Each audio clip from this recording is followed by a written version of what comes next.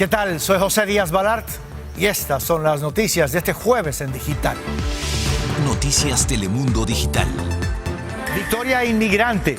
La Corte Suprema determina que las notificaciones de deportación que no vayan en un solo documento no tienen ningún valor. El caso afecta a un inmigrante guatemalteco, pero puede frenar miles de deportaciones en el país. Ayuda para la renta. En Los Ángeles, el plazo para pedir ayudas de hasta $10,000 para pagar la renta vence mañana. Pero los datos revelan que muy pocos latinos se están acogiendo a este beneficio. Vuelven los cruceros. Los CDC dan el visto bueno a la industria de los cruceros para reanudar sus viajes a partir de mediados de julio. El 95% de los pasajeros de una embarcación deberán estar vacunados. La administración Biden endurece su discurso ante la creciente llegada de menores solos a la frontera sur. En declaraciones a Noticias Telemundo, el secretario de Salud, Xavier Becerra, admitió que muchos de esos niños solos no podrán obtener el asilo y serán deportados. Yo no tomé este puesto para no decirle transparentemente al pueblo la verdad. Un niño que cruza la frontera sin papeles no tiene garantizado su estancia aquí en los Estados Unidos. Y muchos de esos niños no van a calificar bajo la ley de este país. Pero lo que es importante... Las declaraciones de Becerra son un giro de 180 grados a la promesa del presidente Biden de no deportar a los menores no acompañados. Cristina Londoño nos acompaña desde Washington. Cristina, Becerra es el funcionario de más alto rango del gobierno Biden que ha hecho este tipo de declaración. Así es, José, el de más alto rango, y me dijo que como hijo de inmigrantes es algo que le cuesta advertir. Ya el enviado especial para el Triángulo Norte de la administración Biden, Ricardo Zúñiga, nos había insistido que el mensaje para Centroamérica es que la frontera está cerrada. Pero tanto políticos como activistas nos dicen que lamentablemente los que están emprendiendo el rumbo norte, pues le creen más a los coyotes. No me lo dan mañana, entonces me lo dan para la otra semana. La ilusión de esta tía, que espera en cuestión de días reencontrarse con su sobrino de 16 años que cruzó solo la frontera, hoy se convirtió en angustia. Imagínate que hay unos que hasta mueran, otros los secuestran, otros hasta los violan. Entonces imagínate que se les debería de dar una oportunidad a todos. Ella, como muchos inmigrantes, denuncian un cambio de mensaje del gobierno Biden. I'm not going to do it. I'm not going to do it. No lo voy a hacer, no rechazaré a los menores que llegan con hambre a la frontera, dijo el mandatario en su primera conferencia de prensa hace poco más de un mes. Hoy su secretario de Salud y Servicios Humanos dio reversa. No se resuelve todo fácilmente nomás con cruzar la frontera como niño. Al igual que activistas de la frontera, dice que hoy en día los traficantes de humanos le están dando esperanzas falsas a los padres de menores centroamericanos. Becerra me dijo que le duele hablar de la deportación de niños. Mientras que está ese niño temporariamente en los Estados Unidos, va a recibir un trato legal, va a recibir un trato responsable. Mr. Becerra wants to help the children. Si el señor Becerra quiere proteger a los menores, se aseguraría de que tengan representación legal. La abogada afirmó que niños violados, maltratados o perseguidos pocas veces pueden articular sus casos. Llegan esperando lo que les dicen los coyotes a la frontera, pero la realidad es diferente. Es un hecho que los niños ya están siendo retornados a sus países de origen. Se escuchaba todo bonito, que parece que él iba a dar la oportunidad a todos los menores poder llegar aquí. Dice que la realidad la decepciona. Cristina Londoño, Noticias Telemundo. Y esto se conoce a menos de 24 horas de que el presidente Biden defendiera ante el Congreso la necesidad de una reforma migratoria, aunque sea por partes. The country supports immigration reform. En su locución de anoche, Biden dedicó algunos minutos al tema migratorio. Pidió al Congreso que actúe de una vez para regularizar a los inmigrantes del país este mismo año. En concreto, pidió priorizar una solución permanente para los Dreamers, tepecianos y trabajadores agrícolas. Así dio a entender que estaría dispuesto a desglosar su propuesta original. Esto es lo que piensan algunos inmigrantes. Son 35 años de deportaciones y de detenciones. Es hora de pasar caminos a la ciudadanía. Es hora de tener victorias. Aún sea así, grada por grada, es hora de tener victorias hacia los 11 millones de indocumentados. Pienso que todos los presidentes han dicho eso y no los han cumplido, pues me queda una duda de que tal vez sí sea cierto como cambian los presidentes o tal vez no. El tema que estuvo ausente en el discurso fue la tensa situación en la frontera, una de las peores crisis que enfrenta su administración.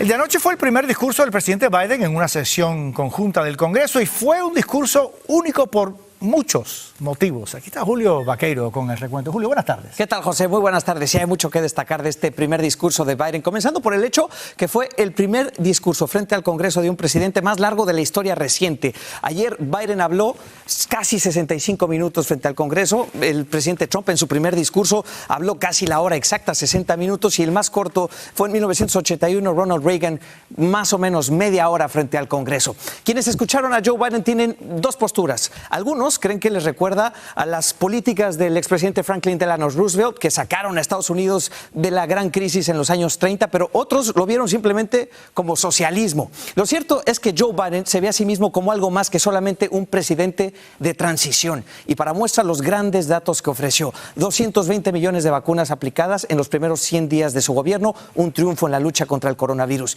Y luego el gran número de la noche: $6 billones en gastos de gobierno, si se incluye el paquete del coronavirus, el paquete de infraestructura, educación, el paquete para familias, en fin, $6 billones en conjunto. El gran número de la noche y las imágenes de la noche: dos mujeres en lo más alto del poder.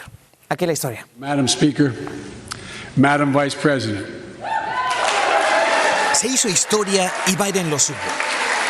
No president has ever said those words from this podium. No. Ya era hora, recalcó. Nunca antes habíamos visto esta imagen. Dos mujeres sentadas al costado del presidente. De un lado, la vicepresidenta, del otro, la presidenta de la Cámara de Representantes. Un recordatorio de las barreras que se han roto. Y esta toma, abierta del Congreso, con butacas vacías, muy pocos asistentes, todos con mascarilla, fue otro recordatorio de los tiempos que vivimos. La pandemia aún presente. Pero el tono del discurso de Biden fue optimista y atrevido. Resaltó sus logros en medio de la crisis.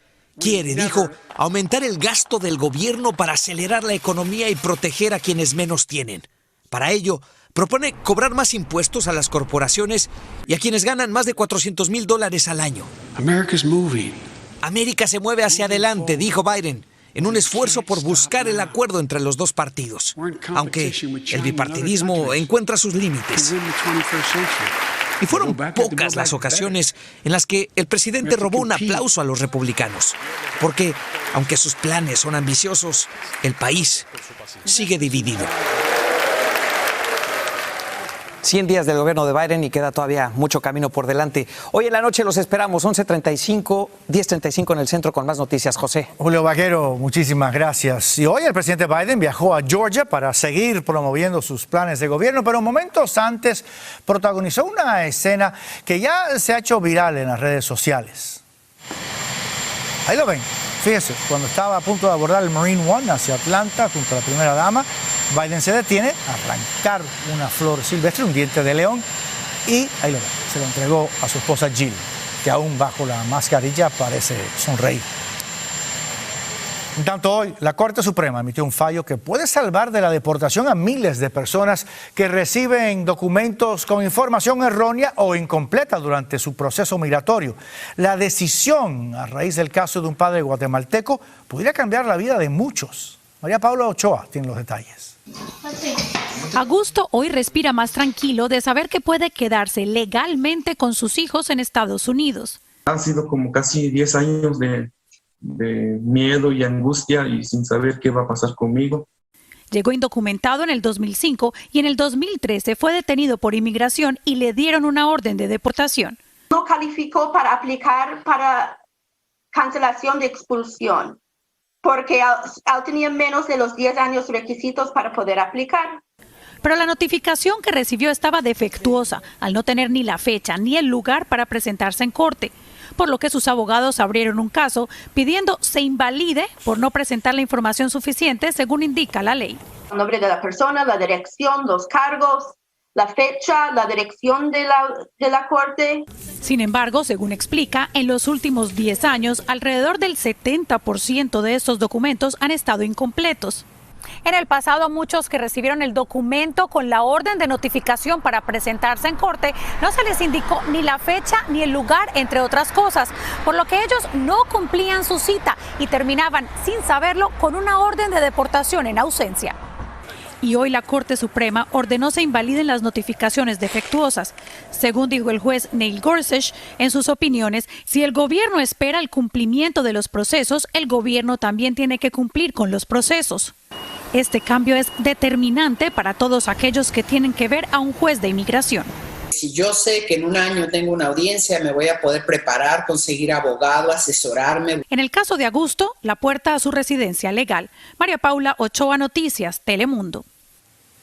La Asamblea de Nueva York se apresta a extender la semana próxima la moratoria a los desalojos hasta fines de agosto.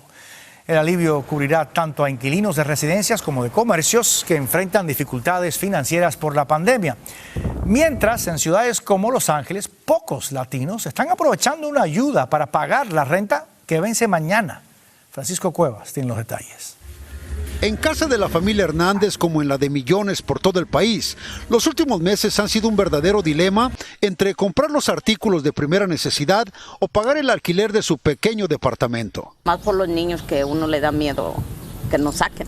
He mirado gente que han sacado con sus niños para la calle. Daniel Pérez vive el mismo drama. Los últimos meses ha pagado su renta con los ahorros de tiempos mejores, pero ya llegó el fondo de la alcancía y el momento en que podría ser desalojado está cada vez más cerca. No tenemos ingresos, no hay trabajo y la renta no espera. ¡Es la policía! Moratorias para evitar que inquilinos queden en la calle están por vencer en diferentes estados del país. Y en ciudades como Los Ángeles, el plazo para solicitar ayuda de hasta $10,000 por familia vence mañana. Por todo el país la gente está sufriendo hostigamiento de parte de los dueños que están como lobos feroces, dijo una abogada, ahí acechando al inquilino. Tan solo aquí en Los Ángeles, $250 millones están disponibles para familias que no pueden pagar la renta. 64,000 familias podrán beneficiarse, pero hasta el momento muy pocos han solicitado la ayuda, que también está disponible para indocumentados. Muchos no están solicitando la ayuda porque el proceso es solo por internet. Funcionarios han salido a tocar puerta por puerta para que residentes soliciten la ayuda económica que podría perderse. Estamos aquí corriendo la voz, tocando puertas con la gente. Por favor, que apliquen lo más pronto posible. Tan solo en California, 250,000 familias recibirán en los próximos meses una orden para abandonar sus viviendas por falta de pago. En Texas, 500,000 de familias enfrentan el mismo problema. En Los Ángeles, California, Francisco Cuevas, Noticias Telemundo. Una enorme indignación está causando el video en el que un policía golpea violentamente a un hombre sin hogar en Miami, Florida. Miren ustedes, el agente primero lanza al suelo al desamparado y luego le propina al menos 6 puñetazos en la cabeza. Sucedió el 16 de abril en un supermercado donde el policía trabaja como guardia de seguridad. Según las autoridades, el hombre agredido se había robado un pedazo de pollo que no quiso pagar. La policía de Miami informó que el agente fue suspendido y se ha abierto una investigación. La ciudad de Nueva York planifica dar un paso hacia la normalidad y reabrir completamente su economía este 1 de julio. Así lo aseguró el alcalde Bill de Blasio, quien dijo que para esa fecha espera reanudar actividades en restaurantes, teatros, tiendas, oficinas y centros deportivos. Esto gracias al avance en la vacunación y las bajas hospitalizaciones. Aún así, la fecha de reapertura debe ser conciliada con el gobernador del estado, Andrew Cuomo, quien cree posible reabrir incluso antes de esa fecha. Y otra señal alentadora es que los cruceros podrán volver a navegar en aguas estadounidenses a mediados de julio. Sin embargo, el 95% de sus pasajeros deben estar completamente vacunados para garantizar que no se den brotes a bordo. Carla Mesora tiene el reporte. La noticia de que para mediados de verano se podrán hacer viajes en crucero trajo tranquilidad a trabajadores como Connie Vega, que vive del turismo en ese sector. Excelente, porque eso hace que haya más venta, vienen turistas de diferentes partes. Los Centros para el Control y la Prevención de Enfermedades dijeron estar comprometidos con la reanudación de las operaciones, aconsejando que el 98% de la tripulación y el 95% de los pasajeros deben estar totalmente vacunados. La garantía sucede luego de que el estado de Alaska se uniera la semana pasada a la demanda impuesta por Florida el 8 de abril para revocar una decisión de los CDCs de prohibir que se reanuden inmediatamente las operaciones detenidas durante un año. Todavía tramitando reembolsos, tenemos muchos vouchers de viajes que fueron cancelados en el año anterior, que las personas están desesperadas para usarlo. Yo me subiría, sí. Especialmente que ya tengo las 2 vacunas. Moisés recuerda todo lo sucedido al inicio de la pandemia, los cruceros varados en alta mar y los contagios masivos, pero dice ahora la situación es diferente. Pues creo que sí es algo bueno para la economía. El reinicio será con viajes cortos y sin paradas. Como parte de la nueva normalidad en los cruceros, las pruebas de COVID-19 y la distancia social al embarcarse será requerida. La alcaldesa de Miami-Dade, ciudad reconocida como la capital de los cruceros, agradeció a los centros por participar en un diálogo continuo con el puerto y los socios para un camino hacia la reapertura segura de la industria. Y es que el sector ha perdido más de 300,000 puestos de trabajo, según la Asociación Internacional de Líneas de Cruceros. En Miami, Florida, Carla Mesola, Noticias Telemundo. La Administración de Alimentos y Medicamentos prohibirá cigarrillos mentolados y puros saborizados. La decisión de la agencia busca reducir las enfermedades y muertes causadas por el uso de estos productos químicos en el tabaco. Según estudios, los saborizantes de mentol facilitan que los jóvenes se vuelvan fumadores porque son más adictivos. Se espera que los cigarrillos mentolados se vendan hasta 2 años más, en lo que se regula su salida del mercado. Síganos en nuestras redes sociales para más noticias y visite noticiastelemundo.com.